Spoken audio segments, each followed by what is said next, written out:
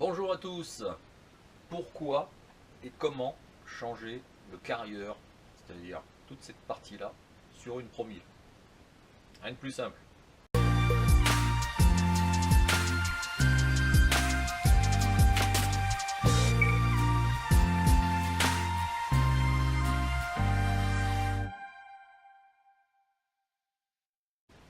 Alors déjà, pourquoi changer? Alors déjà, pourquoi changer? Tout simplement, cette pièce, elle est cassée. Voilà. C'est la presse à 30 euros que j'avais récupérée dans une bourse aux âmes.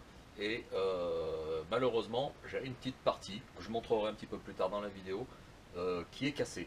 Et cette partie, en fait, quand on serre vraiment fort, parce qu'il fallait vraiment que je serre fort pour que ça reste en place, sinon voilà, ça partait.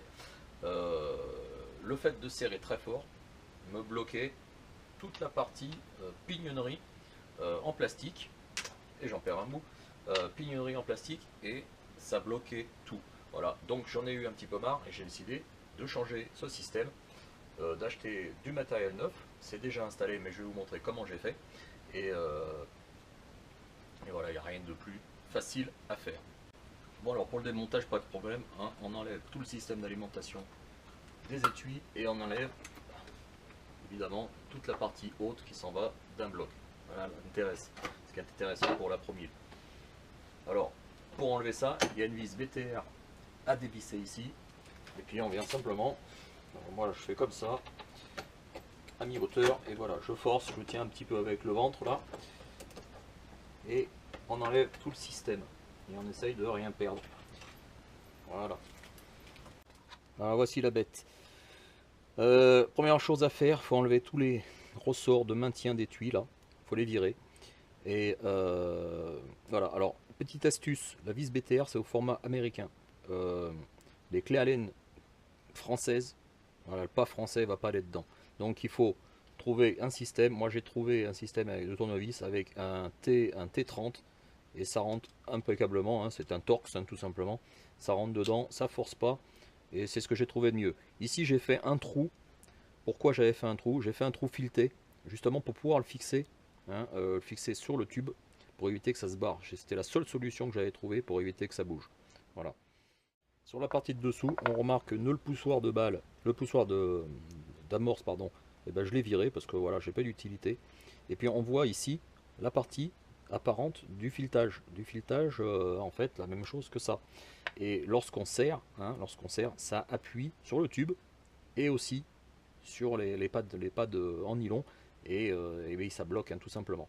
C'est ça qu'il faut éviter. Pour enlever le châle plat, moi je vous conseille de prendre une clé Allen comme ça, on le bloque pour empêcher que ça tourne et on prend une clé à molette tout simplement et on vient serrer parce qu'il faut y aller à l'envers. Voilà, on vient serrer et on vient tourner tout simplement.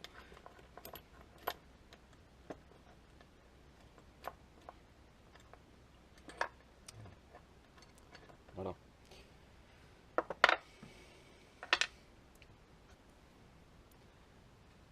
Ensuite, on vient enlever l'axe tout simplement par le bas. Voilà. On vient enlever la petite bille qui se trouve ici. Hop, on fait attention de ne pas la perdre et on enlève le ressort. Et on met tout ça de côté. Sur la partie de dessous, on vient enlever les deux vis de maintien de plaque. On enlève la plaque et on trouve tout le système qui est à ma foi assez simple. Donc on enlève la vis de réglage. Voilà, elle est partie. Et on vient enlever les engrenages. Il faut faire attention. Alors c'est très fragile, c'est en nylon. Quand vous travaillez là-dedans, quand vous les changez, n'hésitez pas à les changer. Ça vaut quasiment rien. Vaut mieux en acheter plusieurs et de ne pas emmerder. Et ensuite vous avez votre axe. Voilà, qui est pour le mien un peu pourri, hein, le gars a dû forcer. Et voilà. Ensuite vous avez le ressort ici pour l'alimentation en amorce, mais ça j'en ai pas du tout besoin. Je crois que je vais pas le remettre. Alors pourquoi il est foutu le mien? Tout simplement parce qu'il est cassé. Il est cassé ici, il y a une belle fente à l'intérieur. Hein, je ne sais pas si on le voit à la caméra. Et puis en titre de comparaison, hein, regardez au niveau de l'attache. Au niveau de l'attache, Voilà, ici, la différence. Et les deux sont pas serrés, hein. Donc celui-là est vraiment foutu.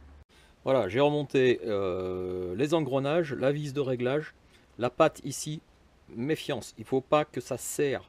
Il faut la serrer bien sûr sur les vis, mais il ne faut pas que ça vienne entraver l'action des engrenages. Donc à la limite, il faut la courber un petit peu. Il ne faut pas oublier non plus, alors ça c'est un conseil que je vous donne, faites une petite flèche à droite, parce que le réglage, ça sera toujours tourné à droite, jamais dans l'autre sens.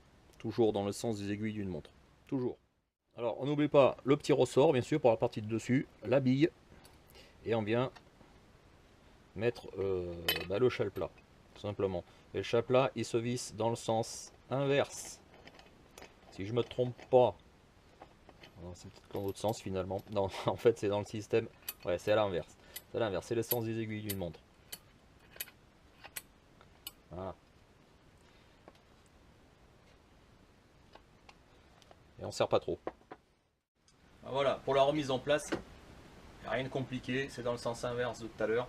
Il faut être très méticuleux, il faut surtout pas forcer. Ce sont des pièces en aluminium ou peut-être en fond d'aluminium, j'en sais rien, peut-être en aluminium.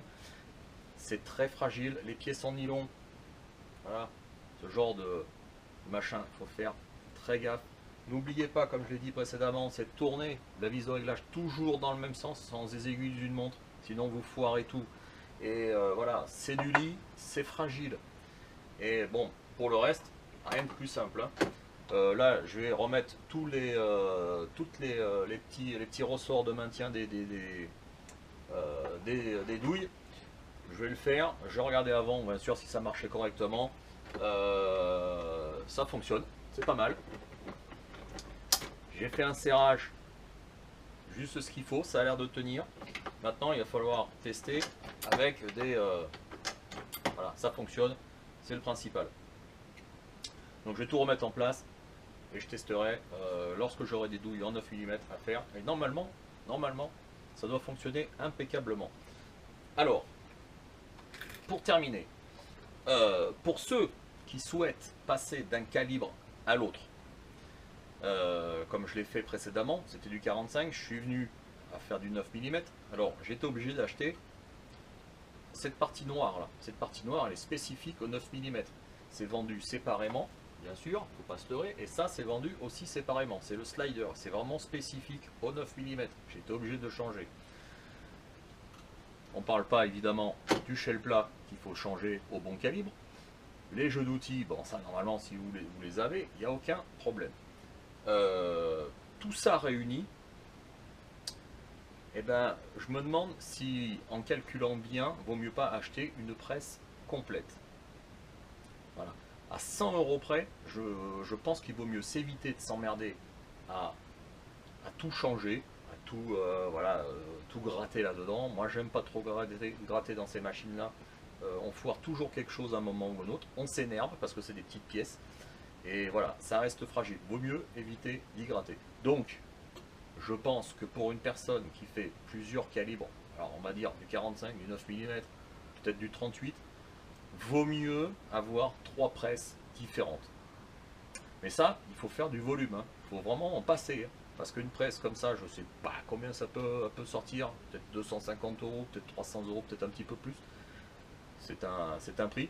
Acheter plusieurs presses pour un calibre différent, évidemment, hein, 3 presses, voilà, 3 fois 250 €, 3 fois 300 €, ça revient cher. Mais si on peut éviter de s'emmerder avec à changer tout ce bazar, peut-être qu'il vaut mieux y réfléchir à 2 fois. Voilà. Bon, il est certain que acheter une presse comme ça pour un débutant, moi je le déconseille complètement. Ça, faut acheter. Ou ce genre de matériel. Monostation, ça, restez avec ça pour un débutant, c'est ce qu'il y a de mieux. On apprend les bases et on s'emmerde pas, tout simplement. Ciao, à bientôt.